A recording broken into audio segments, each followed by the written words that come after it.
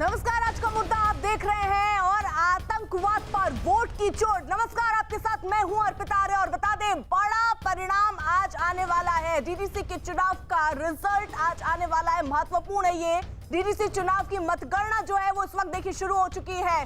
9 बजे ये वोटों की गिनती शुरू हो चुकी थी और फिलहाल शुरुआती रुझान आने भी अब शुरू हो गए हैं। 280 सीटों पर मतदान हुआ था, जिसमें बीजेपी ने 80 सीटों पर अपने कैंडिडेट उतारे थे और बाकी जगहों पर निर्दलियों को सपोर्ट किया है। वोटों की गिनती इस वक्त शुरू हो चुकी है और जो शुरुआती रुझान दिख रहे हैं उसमें फिलहाल गुपकार गठबंधन को मामूली बढ़त मिलती नजर आ रही है। 8 चरणों में दरअसल ये वोट डाले गए थे और फिलहाल शाम तक ये जानकारी मिल रही है कि नतीजे आ सकते हैं, क्योंकि बैलेट पेपर से ये मतदान हुआ था, जिसकी वजह से बताया जा रहा है। और अगर सभी चरणों को मिला दे तो 51% मतदान हुआ था और ये बताया जा रहा है बढ़ चढ़ के लोग इसमें शामिल हुए थे। बैलेट पेपर से मतदान होने की वजह से देर हो सकती है, शाम तक रिजल्ट जो है वो आ सकते हैं। लेकिन रुझान क्या कह रहे हैं जरा देखिए। बीजेपी यहाँ पर 6 पर आगे, गुपकार यहाँ 10 पर आगे, कांग्रेस 2 और जेकेपी और अन्य के खाते में 2 और 4 बढ़ते हुए नजर आ रहे हैं। और गुपकार गठबंधन देखिए मामूली बढ़त यहाँ पर नजर आ रही है। बड़ी खबर इस वक्त की, गुपकार गठबंधन 10 सीट पर आगे। गुपकार गठबंधन 10 सीट पर आगे। हालांकि बीजेपी 6 सीटों पर इस वक्त आगे है, निर्दलीय 3 सीटों पर आगे हैं और अभी फिलहाल गुपकार गठबंधन को बढ़त मिलती फिलहाल रुझानों में नजर आ रही है। लेकिन जो इसके परिणाम है, इसका जो रिजल्ट है वो बताया जा रहा है देर शाम तक आ सकता है, क्योंकि 51% देखिए सभी चरणों को मिला दे तो मतदान हुआ और इसी के साथ साथ बैलेट पेपर से मतदान हुआ था, जिसकी वजह से लेट हो सकता है, शाम तक क्लियर हो सकती है तस्वीर। लेकिन रुझान जो है वो आने शुरू हो चुके हैं। शुरुआती रुझान क्या कह रहे हैं? शुरुआती रुझान ये कह रहे हैं कि गुपकार गठबंधन जो है, क्योंकि पूरी लड़ाई बीजेपी वर्सेस विपक्ष था और यहाँ गुपकार गठबंधन को फिलहाल बढ़त मिलती हुई नजर आ रही है। लेकिन सभी पार्टियों ने अपनी पूरी ताकत इस चुनाव में झोंक दी थी। 370 के हटने के बाद ये पहला बड़ा चुनाव। जम्मू के ही एक काउंटिंग सेंटर पर कैसी तैयारियां हैं, इसका जायजा लिया हमारे सहयोगी अनुराग ढांडा ने। धारा 370 को सप्रेस करने के बाद, हटाए जाने के बाद ये पहले चुनाव हो रहे हैं जम्मू कश्मीर में और यहां पर आप देख सकते हैं सुरक्षा के तगड़े इंतजामात हैं। जो भी व्यक्ति काउंटिंग सेंटर के अंदर आ रहा है उसकी पहले यहां पर जांच की जाती है, आईडी कार्ड चेक किया जाता है और उसके बाद उनको अंदर दाखिल होने दिया जाता है। सबसे महत्वपूर्ण बात कि काउंटिंग सेंटर में कोई भी जो भी काउंटिंग एजेंट्स हैं या बाकी लोग हैं उनके मोबाइल फोन्स अलाउड नहीं है, तो उसके लिए भी खास इंतजाम यहां पर किया गया है कि किस तरीके से जो भी लोग यहां पर आते हैं उनके मोबाइल फोन्स को यहां पर जमा करा लिया जाता है अगर वो लेकर के आते हैं। और ये एक प्रॉपर उसके लिए सिस्टम बनाया हुआ है यहां पर कि जो भी लोग अगर अपना मोबाइल लेकर के यहां पर पहुंचते हैं तो बाकायदा स्लिप पर उनका नाम नंबर लगा करके, ये आप देख सकते हैं यहां पर इस तरीके से फोन पैक करके रख दिया जाता है और उनको एक टोकन दे दिया जाता है। तो जब भी वो वापस लौटेंगे काउंटिंग सेंटर के अंदर से तो वो जमा कर दें, वो अपना मोबाइल फोन यहां से वापस ले सकते हैं। और इधर आप देखिए कि किस तरह से जो भी काउंटिंग के लिए अंदर गए काउंटिंग एजेंट्स, उन सब के मोबाइल फोन यहां पर जमा किए गए। तो खास इंतजाम सुरक्षा के और खास इंतजाम इस बात के लिए भी कि मोबाइल फोन्स काउंटिंग सेंटर के अंदर नहीं जाएंगे।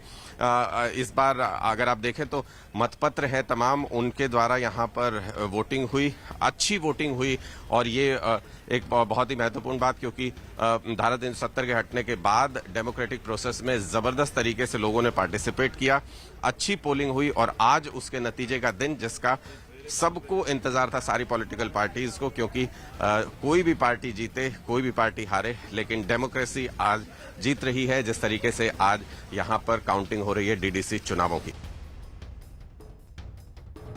तो कुछ खास सहयोगी इस वक्त हमारे साथ जुड़ रहे हैं और खास मेहमान भी हमारे साथ हैं। जम्मू से पवन शर्मा हमारे सहयोगी, श्रीनगर से रिफत अब्दुल्ला हमारे साथ मौजूद है, जम्मू से अनुराग ढांडा भी हमारे साथ मौजूद है और अब पीडीपी से नजमू साकिब हमारे साथ हैं। वरिष्ठ पत्रकार शेष नारायण जी इस वक्त हमारे साथ हैं। जल्दी से पहले अनुराग का रुख कर लेते हैं, उनके पास कोई अपडेट है? अनुराग।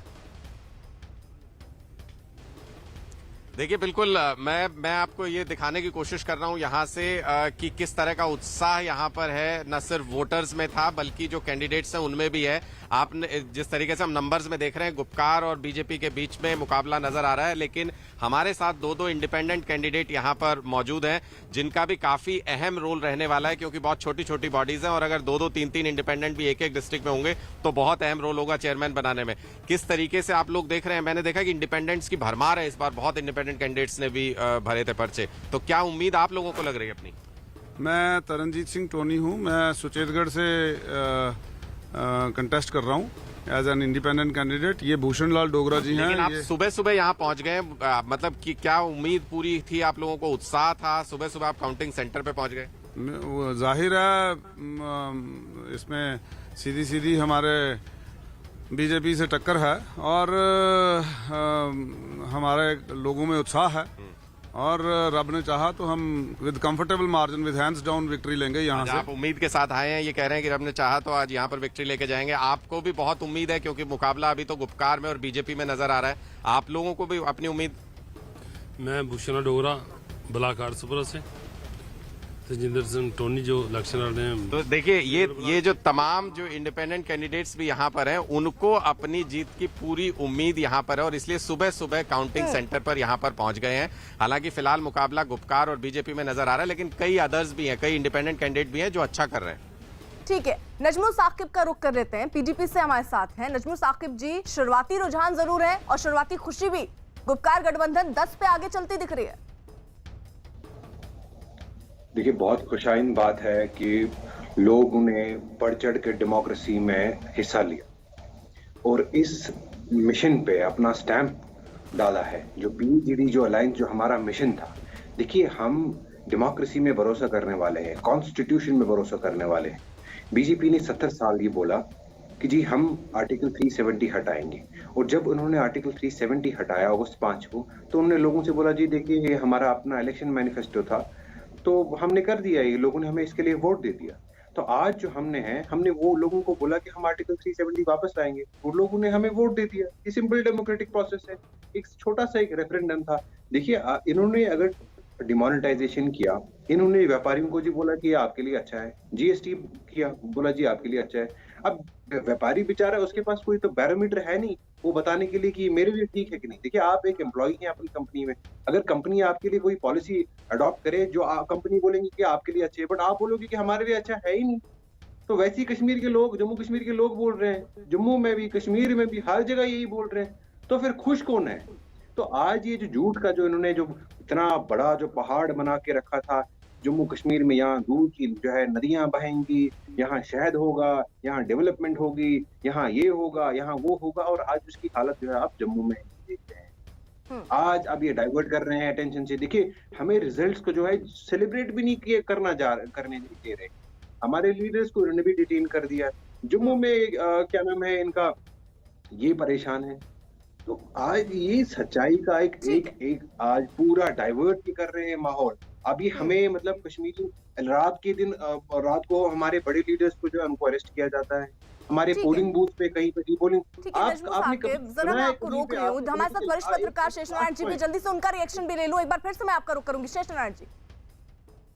नहीं, ये जो इसमें अभी अनुराग ढांडा ने बताया कि जो भरमार है निर्दलियों की, तो यही तो होना था कि डेमोक्रेसी में माने जो पार्टियां हैं, बीजेपी है, दूसरा वो जो उन लोगों का जो अलायंस वाले मामले हैं, उसके अलावा जो बाकी लोग हैं, उसके बाहर भी अलायंस और गुपकार गैंग के बाहर के लोग, संगठन के बाहर के लोग भी बाकायदा डंके की चोट पर चुनाव लड़ रहे हैं। तो यही तो कश्मीर में होना था। कश्मीर में, जम्मू कश्मीर में असली खतरा आतंकवादियों का था। और जब फारूक अब्दुल्ला इलेक्शन जीत के आए थे, मुख्यमंत्री बन के आए थे, अब जब बाई इलेक्शन में लड़े तो बहुत कम परसेंटेज वोट होता था, और यहाँ तो 70% तक, 67% तक, 50% तो कॉमन वोट है। तो ये जो लोगों का इंटरेस्ट है इलेक्टोरल प्रोसेस में, ये बाकायदा जम्मू कश्मीर प्रोसेस की जीत है। और उसमें ये कि किस पार्टी का, ये पार्टी वो करेगी, वो पार्टी वो करेगी, ये प्रोसेस तो जब राजा ने मना किया था, वो तो जिन्ना के साथ जाना चाहता था, हरी सिंह। तो उसके बाद से जब से बाकायदा भारत में उसका विलय हुआ है, सरदार पटेल ने दस्तखत करवाई है राजा से, तब से आज तक वो सारा का सारा कश्मीर में भारत का कंटिन्यूअस प्रोसेस चल रहा है। और ये इलेक्शन जो है, नंबर ऑफ इंडिपेंडेंट कैंडिडेट्स इस बात का सबूत है, वरना अब तक होता था दो पार्टियां खड़ी हुई आपस में बांट लेती थी। आज ये बहुत इंपॉर्टेंट बात। ठीक है, नजमुल साकिब मैं आ रही हूँ, क्योंकि देखिए इस बीच बीजेपी से नुपुर अभी हमारे साथ जुड़ चुकी हैं। रिफत का जल्दी से रुख कर लेते हैं, श्रीनगर में है अपडेट लेकर। नुपुर मैं आ रही हूँ आपके पास। रिफत,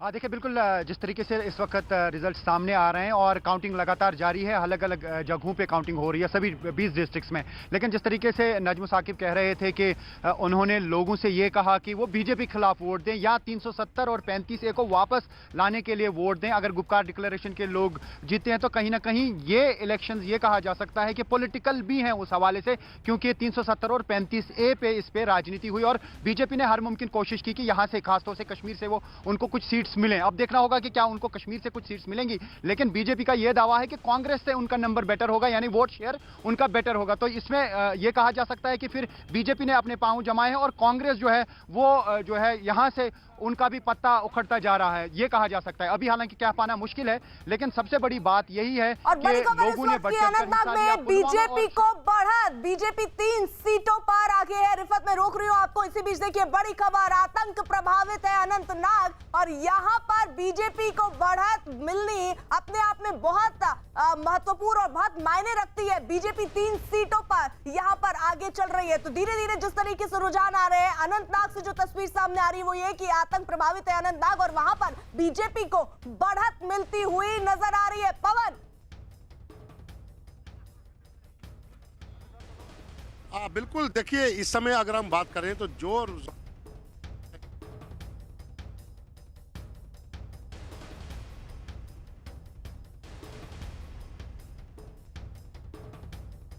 पवन आपकी आवाज नहीं पहुंच रही, एक बार फिर से मैं आपसे जुड़ने की कोशिश करूंगी, आप रहिए जरा साथ। नुपुर हमारे साथ है। नुपुर, देखिए बीजेपी की तरफ से ये कहा जा रहा था कि कांग्रेस से अच्छा परफॉर्म बीजेपी करेगी, तो क्या सिर्फ बीजेपी इस बात से खुश है या फिर जो फिलहाल अभी जो रुझान दिख रहे हैं उसको देखकर क्या सोच रही है बीजेपी की, क्या कोई और रणनीति होनी चाहिए? अभी फिलहाल ये तो शुरुआती रुझान है। देखिए कश्मीर वैली की अगर आपको मैं सच्चाई बताऊं तो भारतीय जनता पार्टी 2014 में लगभग 1.5% और करीबन 2019 के अंदर करीबन 2.3% ये हमारे रुझान रहते थे वहां पे कश्मीर वैली के अंदर। लेकिन अगर आपको एक बात मैं बताऊं तो जो टिपिकल ऐसे एरियाज थे जैसे अनंतनाग हो गया, जैसे आपका श्रीनगर हो गया, जहां पे हम लोगों को एक तरीके से आतंकवाद का इतना डर रहता था कि वहां पे वोटर टर्नआउट अच्छा नहीं होता था, तो वहां पे इस बारी 2018 के पंचायत चुनाव 2019 के लोकसभा चुनाव से कहीं ज्यादा बेहतर वोटर टर्नआउट हुआ है। देखिए रिजल्ट जिसके भी आए, मैं इतना जानती हूँ डेमोक्रेटिक प्रोसीजर है और जनता जनार्दन की इच्छा सराखों पर, लेकिन ये जो वोटर टर्नआउट इस बार ज्यादा आया है, चाहे लोकसभा में से हो चाहे वो पंचायत चुनाव से, उससे एक बात तो साफ हो गई कि जो गुपकर अलायंस का जो पूरा नैरेटिव और एजेंडा था कि हम तिरंगे को नहीं मानते, हम देश के संविधान को नहीं मानते, और शुरुआती दौर में तो आपको ध्यान होगा 370 को, धारा 370 को जब एक उसको बिल्कुल कमजोर करार कर दिया गया और वो जो 2 बिल बाइफर्केशन के पारित किए गए हैं सांसद के अंदर, तो आपको ध्यान होगा इन सब तमाम पार्टियों जो गुपकर अलायंस के अंदर उनके क्या क्या उनकी टिप्पणियां थी कि हम चुनाव तब तक नहीं लड़ेंगे जब तक कि ये बिल वापस नहीं ले जाएंगे, हम तब तक नहीं लड़ेंगे जब तक धारा 370 दोबारा से उसको इतना ताकतवर नहीं बनाया जाता, वापस से उसको संविधान के अंदर उसकी जगह नहीं दी जाती। सबको ये बयान याद है, लेकिन क्या हुआ, आपने चुनाव भी लड़े, आपके बहुत कोशिशों के बावजूद आपको ध्यान होगा किस तरीके से चुनाव के दौरान पुलवामा में और किस तरीके से अटैक्स हुए, सिविलियंस के ऊपर अटैक हुए हैं, हमारे जवानों के ऊपर अटैक हुए हैं, किस तरीके से आपने बहुत उल्टे सीधे बयान दिए, आपने कोशिश करी कि लोग ना आए बाहर, फिर भी लोग आए बाहर ज्यादा वोट करने। तो ये तो एक डेमोक्रेसी की, ये लोकतंत्र की जीत है और मैं तो इसी पे आज बहुत प्रसन्न हूँ कि कम से कम लोगों ने बाहर निकल के वोट दिया और वो जग जाहिर हो रहा है कि किस तरीके से वोट दिया। ठीक है नजमुल साकिब जी बोलिए।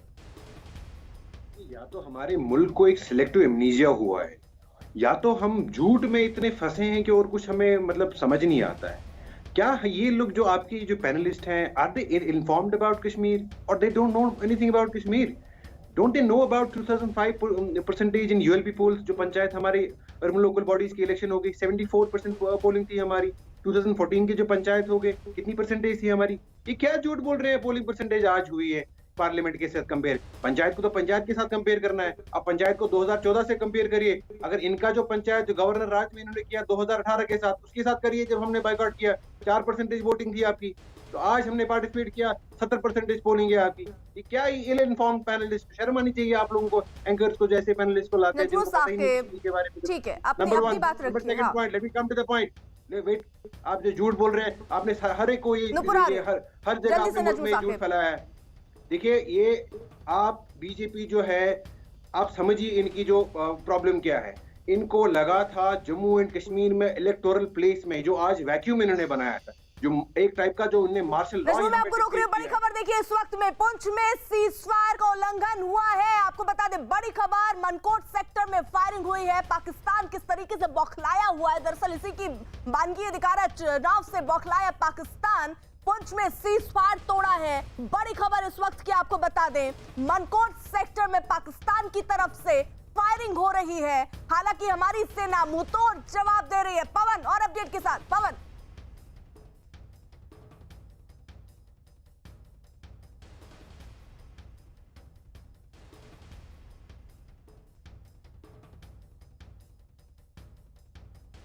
आवाज पहुंच रही है आप तक? तो शायद उन तक आवाज नहीं पहुंच रही, लेकिन बड़ी खबर इस वक्त आपको बता दें, पाकिस्तान से जो आ रही थी, किस तरीके से पाकिस्तान बौखलाया हुआ है। एक बार फिर से सीजफायर का उल्लंघन पाकिस्तान की तरफ से हुआ है। और इस बीच जरा रुझानों पर नजर डाल लीजिए। रुझान क्या कह रहे हैं? रुझान ये फिलहाल दिखा रहे हैं कि गुपकार गठबंधन लीड कर रहा है, आगे बढ़ रहा है। 11 पे, बीजेपी 8 पर। शेष नारायण जी हमारे साथ जुड़े हुए वरिष्ठ पत्रकार। शेष नारायण जी, देखिए, बीजेपी ने पूरा दमखम दिखाया था। 400 से ज्यादा कार्यक्रम यहां पर हुए थे, एड़ी चोटी का जोर लगा दिया था। हालांकि क्या आपको लगता है बीजेपी की प्राथमिकता होगी कांग्रेस से ज्यादा वोट शेयर यहां पर आ जाए, या गुपकार मोर्चे को हराना है? नहीं, गुपकार मोर्चे को हराना फिलहाल मुझे लगता है अगर बीजेपी ने वो एजेंडा बनाया है तो थोड़ा ज्यादा एम्बिशियस बनाया है। वो तो, लेकिन कांग्रेस से ज्यादा वोट तो आना है। कांग्रेस जो है अब हर जगह पिछड़ती जा रही है। वहां गुपकार में एक हिस्सा है उसका, 7-8 पार्टियों में एक है वो, तो उनसे ज्यादा तो आना ही आना है। इसमें क्या बड़ा अचीवमेंट है? लेकिन वो बीजेपी कांग्रेस के चक्कर में कम से कम मैं नहीं पड़ने जा रहा। कश्मीर में जो पीपुल ऑफ इंडिया है, पीपुल ऑफ कश्मीर है, उनका जो पार्टिसिपेशन है चुनाव में, वो ये बात बता रहा है कि ये वो बड़े पैमाने पर उसमें शामिल हो रहे हैं। और उनको यूनियन ऑफ इंडिया जो है, जो सरदार पटेल की जो विरासत है, उसको इंटैक्ट रखने के लिए कश्मीरी आज भी उसी दमखम से जुड़ा है जैसा कि वो 1947 में जुड़ा था, जबकि राजा से कश्मीर पर दस्तखत कराई गई। और वो आज तक चल रहा है। बीच में कभी शेख को जेल हो गई, कभी शेख बाहर आ गए, कभी कुछ हो गया, कभी कुछ हो गया, कभी होम मिनिस्टर की बेटी को उन्होंने अपहरण कर लिया, तमाम चीजें हुई है बीच। लेकिन सबसे बाद आज जहां 370 पार्ट 21 जो है कॉन्स्टिट्यूशन का, 369 से 375 तक सारी वो टेम्पररी प्रोविजंस। ठीक है शेष नारायण जी, माफ कीजिए मैं रोक रही हूँ। अनुराग के पास कोई अपडेट लिख रहा है। अनुराग, कुछ कहना चाह रहे हैं आप? देखिए, बिल्कुल मैं आपको ये एक्सक्लूसिव तस्वीरें दिखा रहा हूं, बिल्कुल जो यहाँ काउंटिंग सेंटर के अंदर किस तरीके से काउंटिंग चल रही है। ये तस्वीरें आप सिर्फ न्यूज 18 इंडिया पर देख रहे हैं कि एक एक करके किस तरीके से बॉक्स लाए जा रहे हैं, बैलेट बॉक्सेस, और काउंटिंग का पूरी प्रक्रिया यहाँ पर चल रही है। अलग अलग टेबल्स पर तमाम जो काउंटिंग एजेंट्स हैं वो यहाँ पर मौजूद हैं, जो ऑफिशियल्स हैं वो पूरी मुस्तैदी से एक एक बॉक्स को चेक करके किस तरीके से यहाँ पर ला रहे हैं। और फिर उसके बाद वो बीच में देख सकते हैं कि जो एक टब रखा हुआ है उसमें बैलेट पेपर्स है, सारे बैलेट पेपर बैलेट बॉक्स से निकालकर वहां पर इकट्ठे किए जाते हैं, आपको नजर आएगा। और इस तरीके अलग अलग काउंटर्स पर अलग अलग सीट्स की काउंटिंग चल रही है। ये बिल्कुल हम काउंटिंग हॉल के अंदर से एक्सक्लूसिव तस्वीरें न्यूज 18 इंडिया पर हम आपको दिखा रहे हैं। पूरा सुरक्षा का इंतजाम है। आप देखिए कि जैसे ही बैलेट बॉक्स अंदर जाता है यहाँ पर ताला लग जाता है। ये यहाँ पर इसके लिए मौजूद है। यहाँ पर देखिए ये ताला लगा हुआ है। और इसी तरीके से कोई भी बैलेट बॉक्स जब अंदर आने के बाद खाली होकर के वापस बाहर जाता है, ये ताला लगने के बाद काउंटिंग का प्रोसेस शुरू होता है। आप देखिए ऑफिशियल्स अनाउंस करके बताते हैं कि किस सीट का कौन सा बैलेट काउंट हो रहा है। और जो बाहर जो आप यहाँ भीड़ देख रहे हैं, ये सब पोलिंग ये काउंटिंग एजेंट्स हैं, सब अलग अलग पार्टी के कैंडिडेट्स के, जो यहीं से ऑब्जर्व करते हैं कि काउंटिंग का क्या प्रोसेस चल रहा है, किस तरीके से यहाँ पर काउंटिंग चल रही है, इस पर नजर रख सकते हैं। लेकिन जाली के बाहर से ही, और अंदर सिर्फ अधिकारी और गणना करने वाले लोग मौजूद हैं। तो ये तस्वीरें हमने आपको दिखा दी हैं। जिस तरीके से ये देखिए, ये तमाम बैलेट्स हैं जो अलग अलग बॉक्सेस में निकाल करके सेग्रीगेट किया जाता है, फिर उसके बाद काउंटिंग शुरू होती है। तो ये पूरा प्रोसेस हम आपको यहाँ पर दिखा रहे हैं। और ये जो तमाम यहाँ पर सुरक्षा के बंदोबस्त किए गए हैं वो बहुत ज़बरदस्त किए गए हैं। तमाम हर एक हॉल के बाहर आप देखें सुरक्षाकर्मी तैनात हैं और बिल्कुल बैलेट बॉक्सेस को पूरी सुरक्षा में यहाँ पर लाया जाता है। और ये सारे इंतजाम यहाँ पर किए गए हैं पुख्ता तौर पर। और अलग अलग हॉल्स में अलग अलग सीटें हैं, उनकी काउंटिंग चल रही है। और एक एक सीट के लिए कई कई टेबल लगाए गए हैं जिन पर की पैरेलल काउंटिंग चल रही है, ताकि प्रोसेस जल्दी पूरा हो सके। ठीक है अनुराग, रहिए साथ। देखिए इसी बीच जल्दी से रुझानों पर भी नजर डाल लेते हैं। बीजेपी 9 पार, गुपकार 11 पर लीड करते हुए, कांग्रेस 2 पार, जेकेपी 3 पार और इसी के साथ अन्य 4 पर यहाँ पर नजर आ रहे हैं। इससे हमारे साथ नुपुर इस वक्त जुड़ी हुई है। नुपुर कुछ कहना चाह रही है? नुपुर देखिए, मैं बहुत इल इन्फॉर्म्ड हूँ। जरा मुझे तब बता दीजिए, नवंबर 2018 में हुए पंचायती चुनाव में आपने क्या कहा था? आपने बॉयकॉट किए थे। पहले फेज में, मेरे सामने न्यूज रिपोर्ट पड़ी है, पहले फेज में 75% वोट टर्नआउट हुआ। दूसरे फेज में नवंबर 20 को जो हुआ 71% वोटर टर्नआउट हुआ। तीसरे फेज में 75% वोटर टर्नआउट हुआ और चौथे फेज में फिर से 71% वोटर टर्नआउट हुआ पंचायत के 2018 के इलेक्शन में। मैं इतनी इन्फॉर्म्ड हूं कि आपने मेरी बात का जवाब नहीं दिया। आप तो 370 के दोबारा रीइंस्टेटमेंट के बिना आप तो चुनाव नहीं लड़ने वाले थे, तो कैसे लड़ लिया चुनाव? कैसे एकदम से आप जाग गए नींद से कि नहीं हम ये वाले चुनाव भी लड़ लेंगे, गुपकर अलायंस भी बना लेंगे और तिरंगा की हम इज्जत ही नहीं करते? फिर भी तिरंगा रैली तक हुई है और मुफ्ती जी के घर के बाहर से गई है भारतीय जनता पार्टी की रैली। ठीक है नजमू। ये पहले तो मैं इसमें पढ़ना ही चाहता। this duel, this is very waste of your viewers' time. They need an informed debate. I think it's frivolous to have a debate on these petty numbers because you don't have any argument of say. अगर आप Kashmir division की बात करें, जो ये numbers जो इन्होंने coat किए हैं, these are obviously from Jammu. If you talk about Anantnag district, if you talk about Pulwama district, if you talk about Shopian district, if you talk about Srinagar district, if you talk about Budgam, Ganderbal, check out the percentage below 10. I don't know where she's getting from. But anyways, moving forward, because we don't want to waste your viewers' time. तो देखिए, आज जम्मू कश्मीर जो है ये critical मरहले पे है। इस मरहले पे दो पॉलिटिकल थॉट्स जो चल रही थी, एक जो बीजेपी बोल रही थी कि जम्मू कश्मीर में सब कुछ ठीक चल रहा है, और एक पीएचडी अलायंस जो सामने जो सारा गठबंधन आया था वो ये बोल रहे थे कि जी नहीं, कश्मीर के लोगों को, जम्मू के लोगों को जो 370 आपने हटाया, 35A जो आपने हटाया और आपने जो डाउनग्रेड स्टेट की है हमारे, ये एक्सेप्ट नहीं। आपने देखिए, आप 2 साल से आपने 4G कश्मीर में बंद रखा है, जम्मू में 4G बंद रखा है। आपने जम्मू की जो लैंड है, आप जिसे कहते हैं ना खोटियों के भाव, आज आप बाकी इंडस्ट्रीज को दे रहे हैं। लोग परेशान है वहां पे, कोरोना से ऑलरेडी पीड़ित लोग हैं जिनको एम्प्लॉयमेंट नहीं मिल रही है, उसके बाद इतने बड़े बड़े नारे दे रहे हैं। आज लोगों ने नजमू एक बात बताइए, ये सारी बातें चुनावी रैलियों में आपने क्यों नहीं रखी? अपनी बातों में आपने क्यों नहीं रखी? वहां पर तो आपके भी कि तिरंगा नहीं लहराएंगे, इस तरीके का बयानबाजी आपने दी। आपकी पार्टी और उनके नेता बोल रहे हैं कि हम चुनाव नहीं लड़ेंगे, हम तिरंगा नहीं फहराएंगे जब तक 370 वापस नहीं आता। तो इस तरीके का बयान क्यों? विकास का एजेंडा आप भी रखते ना सामने। आज आप कह रहे हैं कि वहां विकास नहीं हुआ। देखिए, विकास हुआ है, तभी तो हम बोल रहे हैं ना कि ये जो झूठ उन्होंने पहले फैलाया 5 अगस्त के दिन विकास नहीं हुआ है, आज ये खुद मानने के लिए तैयार हैं कि विकास हुआ है। अब देखिए 1 सेकंड आप दीजिए, I am sorry to take your time, I will just take 1 minute of your time. अब देखिए डायकोटमी क्या है?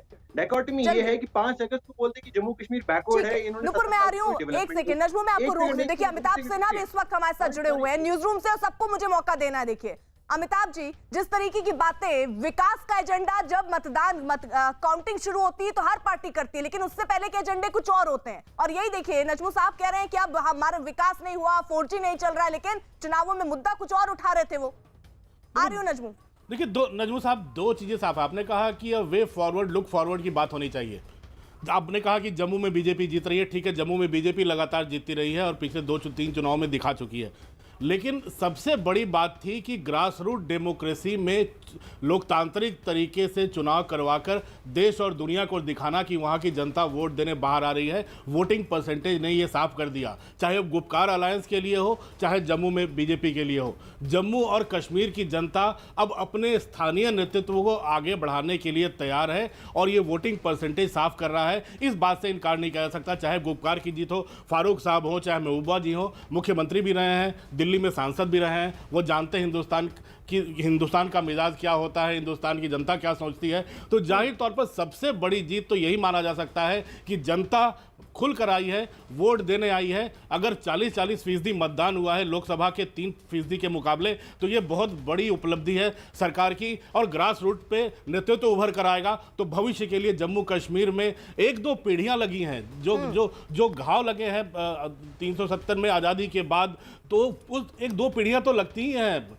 साकिब साहब घाव को भरने में। तो मुझे लगता है घाव भर रहे हैं अब धीरे धीरे और जनता आ रही है। यही लोग कुछ कहना चाह रही है। नुपुर, मैं बस जल्दी से आ रही हूँ, नजमू भी कुछ कहना चाह रहे हैं, मैं आप दोनों का रुख करूंगी। जल्दी से रिफत का रुख कर लेते श्रीनगर में अपडेट के साथ। रिफत,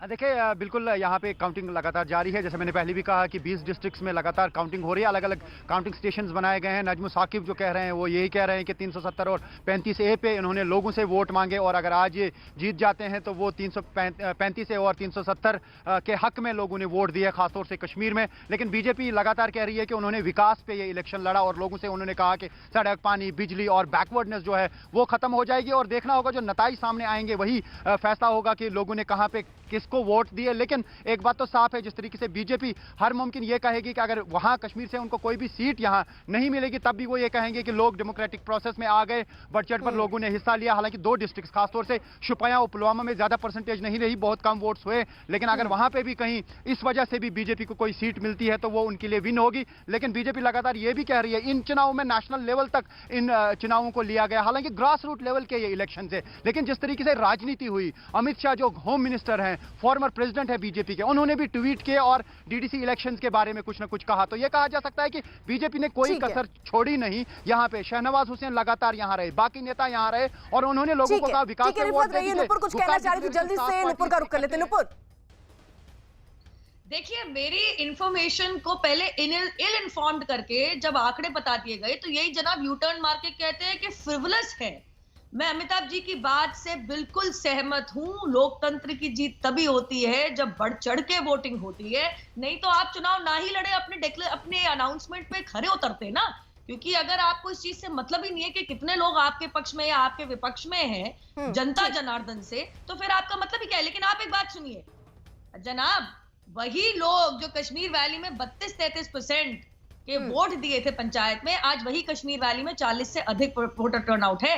लेकिन एक चीज आपने बिल्कुल सही कही, खैर कोरोना से तो, महामारी से तो पूरा विश्व थर-थर कांप रहा है, पूरा विश्व उससे परेशान है। लेकिन आपने एक चीज बिल्कुल सही, नौकरी का क्या, ये 35A के चलते आप ही के लोग अगर एक जाति के होते तो ना उनको नौकरी मिलती थी, ना उनको कॉलेज और स्कूलों के अंदर जगह मिलती थी। ठीक, देखिए, सबसे पहले ये क्लैरिफाई हमें करना है कि क्या हम पोलिंग परसेंटेज को बेंचमार्क बनाएंगे, और अगर बेंचमार्क है तो 2014 की जो असेंबली इलेक्शंस है जहां पे 60% पोलिंग प्लस होगी, क्या वो बेंचमार्क नहीं है? ठीक है, ये आज पोलिंग परसेंटेज ज्यादा पता किस लिए हुई है नुपुर जी, मैं आपसे ये कहना चाहता हूं, ये आपके खिलाफ हुई है, ये आपके हक में नहीं है। आप इसका क्रेडिट मत ले, आप इसका श्रेय मत ले कि लोगों ने वोट डाले हैं, ये आपके खिलाफ मजबूर हुए हैं। This is a stamp of dissent against BJP. जो आपने झूठ फैलाया, जो आपने नफरत फैलाई, नंबर 1 पॉइंट। कुछ भी बोलने वाले लोगों में से क्या बोल रहे हैं आप? Let me complete my point. आपको जब सूट करेगा आप अपनी बात बदल देंगे, ये कोई डिबेट करने का तो तरीका नहीं है। हमने तो शुरुआती दौर में कह दिया कि भाई वोट किसी के भी हक में पड़े, सराखों पर जनता जनार्दन का डिसीजन है। लेकिन ये कह देना कि 370 के खिलाफ इतना ज्यादा आपका कंपैरिजन गलत है। नहीं, आप जो कंपैरिजन गलत, आप जो कंपैरिजन कर रहे हैं वो गलत है। मैं आपको नंबर दे रहा हूँ 2014 के हमारे अर्बन लोकल बॉडी के पोल के, 2005 के लोकल बॉडी पोल के, जहाँ पे पोलिंग परसेंटेज इतनी ज्यादा हाई हुई थी। आप इसका श्रेय मत ले, कश्मीरी ने इससे पहले भी वोट डाले हैं। आप पोलिंग कुछ भी एक एक करके बोलेंगे तो बेहतर रहेगा। आप दोनों को मैं देखिए रोक रही हूँ मैं। अनुराग ढांडा का रुख कर लेती हूँ, मेरे सहयोगी कुछ कहना चाह रहे हैं, उनके पास ताजा अपडेट है। अनुराग, देखिए बिल्कुल, मैं आपको यहाँ पर इलेक्शन कमीशन ने यहाँ पर जो अरेंजमेंट किया है वो मैं आपको एक बार दिखाना चाहता हूँ कि बिल्कुल एक एक सीट पर किस तरीके से एक एक कैंडिडेट के राउंड वाइज वोट आ रहे हैं, वो आप यहाँ पर देख सकते हैं। लेकिन इसमें एक चीज़ जो बेहद साफ तस्वीर नज़र आ रही है कि अगर आप पुलवामा, अनंतनाग या कुलगाम कहीं का भी इलाका अगर आप देख लें तो इंडिपेंडेंट्स को अच्छे खासे वोट मिलते नजर आ रहे हैं और वो फाइट में नजर आ रहे हैं इन तमाम जगहों पर।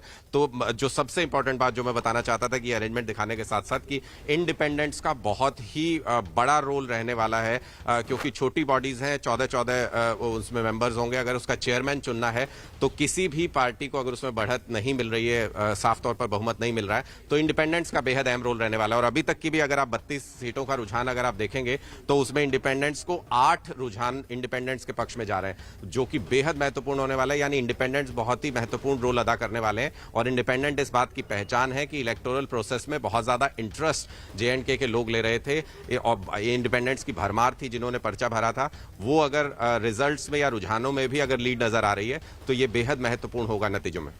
शेषनारायण जी,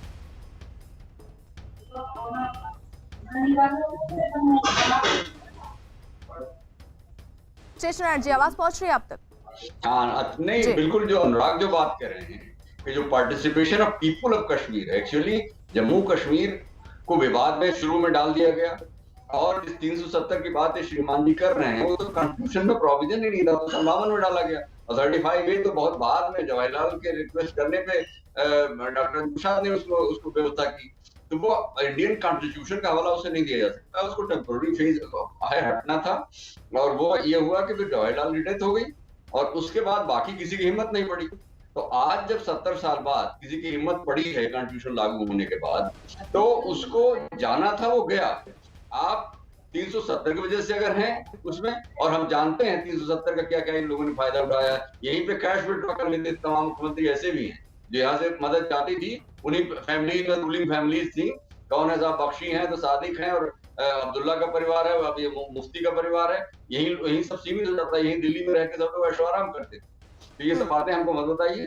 सीधी बात है कि पीपल ऑफ कश्मीर जो है इस प्रोसेस में अगर पार्टिसिपेट कर रहे हैं, जमीनी लोग जान पे खेल के, यानी आप देख रहे हैं वहां पे पुंछ में गोली शुरू कर दी पाकिस्तान ने, जैसे ही देखा कि साहब लोगों का पार्टिसिपेशन तो बड़ा है, वो बदमाशी पे आमादा हो गए। तो उन सब बातों का जवाब देना है। इनके 4-5 परिवारों के ऐशो आराम के लिए कश्मीर नहीं है।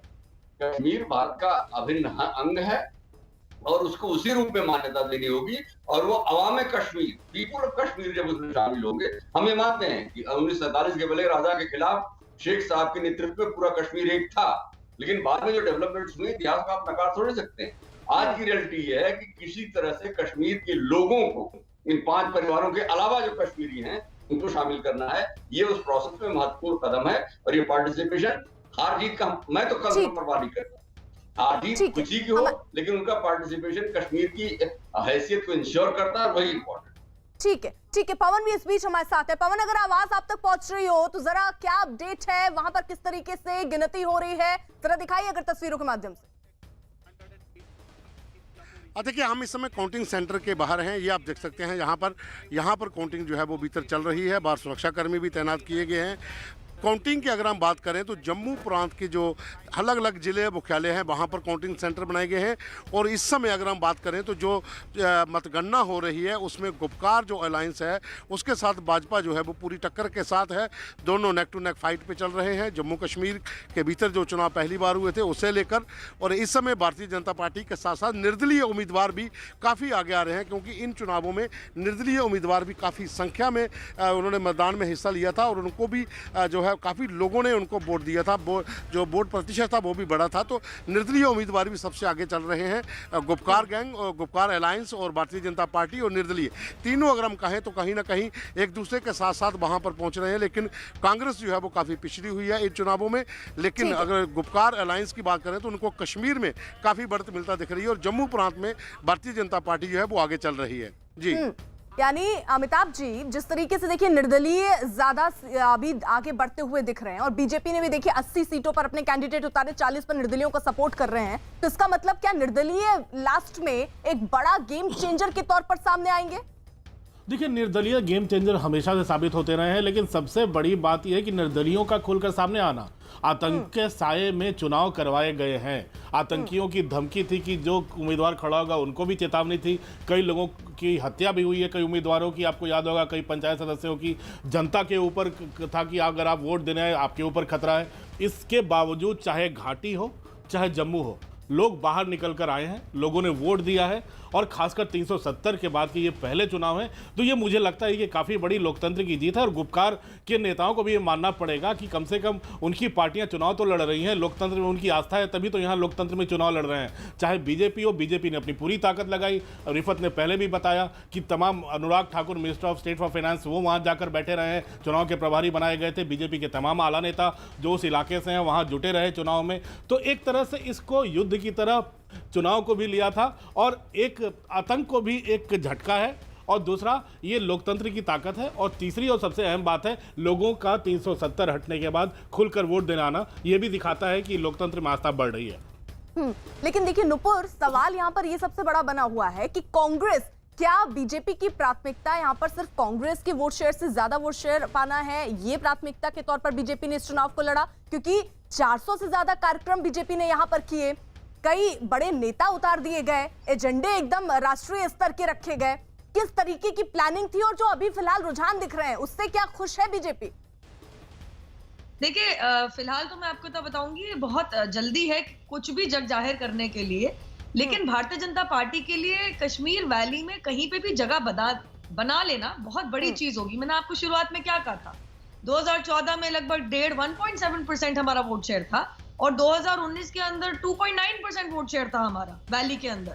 तो अगर हम यहाँ से बढ़ा लेते हैं तो हमारे लिए तो एक तरीके से एक आप लगा लीजिए एक फ्रेंचाइज जो एक इंसान एक्सरसाइज करते हैं, तो एक मत लग गया कि हाँ हम आपके निर्णयों से खुश हैं। क्योंकि आप कुछ भी कह लीजिए, ये बात कोई नहीं झुठला सकता कि धारा 370 की जगह की चलते 2 नहीं 3 ऐसे डायनेस्टिक परिवार थे जिन्होंने जम्मू कश्मीर को अपने पिताजी की बिल्कुल जागीर समझ रखी थी।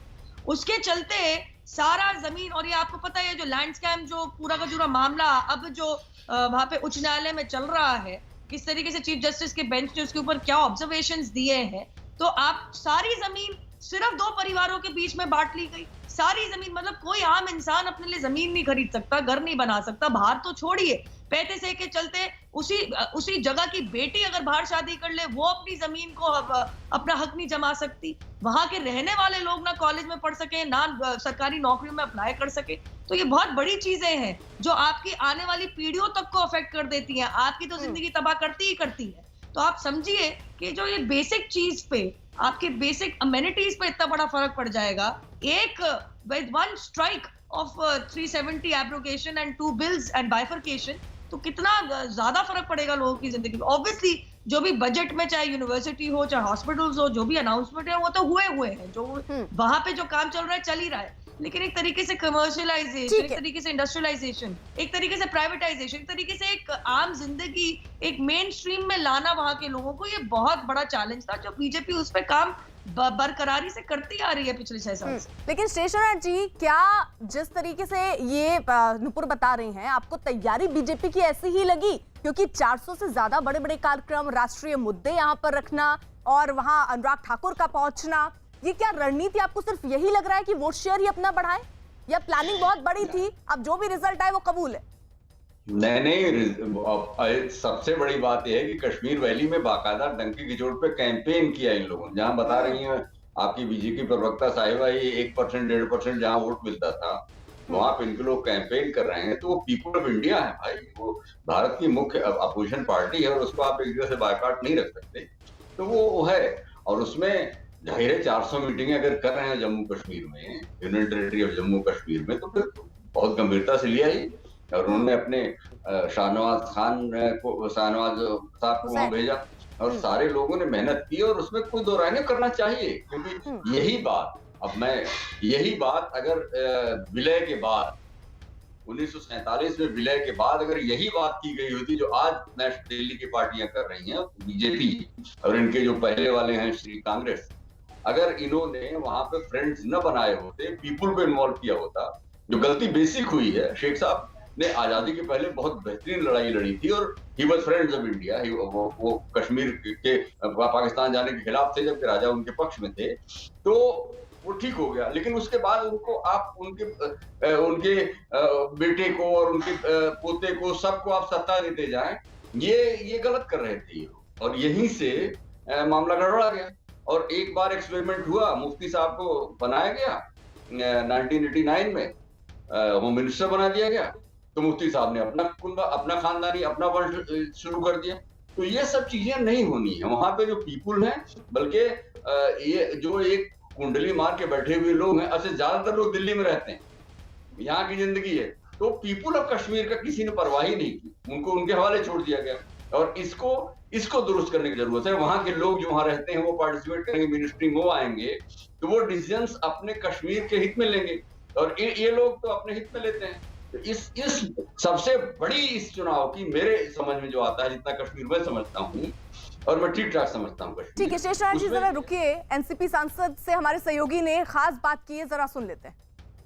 डीडीसी चुनाव के नतीजे आने शुरू हो गए हैं और इनमें गुपकार अलायंस बढ़त बनाता हुआ दिख रहा है। हमारे साथ बात करने के लिए मोहम्मद अकबर लोन है, एनसी के नेशनल कॉन्फ्रेंस के वरिष्ठ नेता हैं और सांसद भी हैं। सर, किस तरीके से आप इन रिजल्ट्स को देख रहे हैं?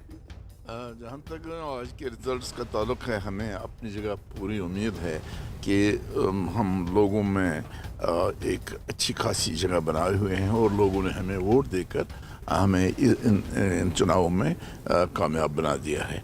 और हम एक्सपेक्ट करते हैं कि इसमें 90% सीट्स हमारे को मिलेंगे और मोर देन 90% हमारे को मिलेंगे। और जहाँ जहाँ भी ये इलेक्शन आज की डेट में हो गए हैं, वहाँ से हमारे जितने भी उम्मीदवार हैं वो कामयाब नजर आ रहे हैं। सर, बीजेपी का कहना है कि गुपकार गैंग है ये और कांग्रेस भी छुप छुप के साथ दे रही है इनका, लेकिन बीजेपी अपने आप में यहाँ पर आई है और बहुत एक मेजर अचीवमेंट मान रही है। देखिए, बीजेपी के लिए ये वाकई मेजर अचीवमेंट है इन द सेंस कि इस जम्मू कश्मीर में स्पेशली कश्मीर में बीजेपी का नाम निशान तक भी नहीं था। अब बीजेपी वाले यहाँ आ गए, उन्होंने अपने झंडे खड़े कर दिए, उन्होंने अपने कहीं कहीं कोई ज़रख़ीर नुमाइंदा भी अपना बना दिया, तो उनको लिए वो इसको अपना जीत ही मान लेंगे। लेकिन ओवरऑल में जो लगता है कि ये यहाँ पर जम्मू कश्मीर नेशनल कॉन्फ्रेंस एक बहुत ही धीरेना पार्टी है और इसके पीछे शेर कश्मीर शेख मोहम्मद अब्दुल्ला साहब का जो उसकी पार्टी मानी जाती है और इस वजह से यहाँ के लोगों को इस पार्टी के साथ ज़्यादा दिलचस्पी है। सर,